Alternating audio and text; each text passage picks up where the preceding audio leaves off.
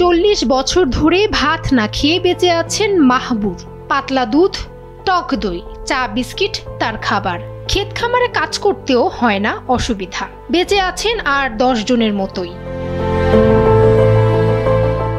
ভাত আমাদের দেশের প্রধান খাবার। বলা হয় মাছে ভাতে বাঙালি। অনেকে প্রায় 3 বেলায় ভাত খেয়ে থাকেন, কিন্তু ওজন বেড়ে যাওয়া ও ডায়াবেটিসের সমস্যার কারণে অনেক সময় ভাত খাওয়ার পরিমাণ কমাতে বলেন চিকিৎসক ও পুষ্টিবিদরা। একজন সুস্থ ব্যক্তি ভাতের পরিবর্তে রুটি, মুড়ি, খই ও সাবু আলু সহ অনেক ধরনের খাবার খেতে পারেন। তবে শুধু চা বিস্কিট, দুধ আর দই খেয়ে 40 বছর ধরে বেঁচে আছেন 70 বছর বয়সী মাহবুর।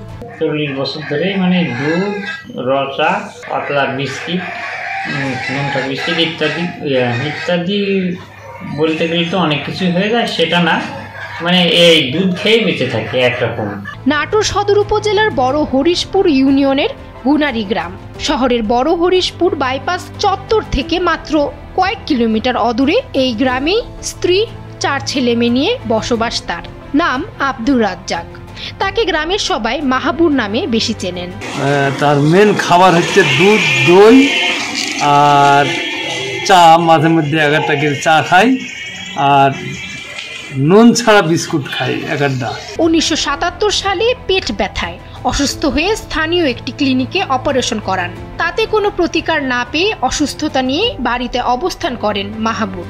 এক পর্যায়ে বাবা মায়ের সাথে রাগারাগি করে চলে যান দিল্লিতে। সেখানে দোকানে কর্মচারী থেকে চিকিৎসা নেন। সুস্থ হয়ে দেশেও ফিরে আসেন। ডাইরেক্ট একবারে দিল্লিতে চিকিৎসা করার পরে বেশ আরাম ফলপ্রসূ পাওয়ার পর দেখলাম যে এটা ব্যয়বহুল। দেশে ফিরে 2 বছর পর বিয়ে করেন তিনি। এরপর খেতে সমস্যা দেখা দেয়। শুরু হয় পাতলা দুধ, টক দই, চা বিস্কুট খেয়ে জীবন ধারণ। এভাবে 40 বছর ধরে ভাত না খেয়ে বেঁচে আছেন মাহবুর।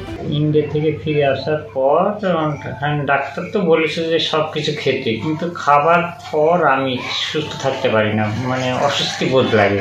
তারপরে ওই ভাতটা খাবার বন্ধ করে দিলাম, দিয়ে পাতলা দুধ, দই ইত্যাদি, হয়তো 2-1টা বিস্কিট, রচা এই খেয়ে প্রায় 40 বছর ধরে শরীর ভালো আছে, আমি চলাফেরা করতে পারি।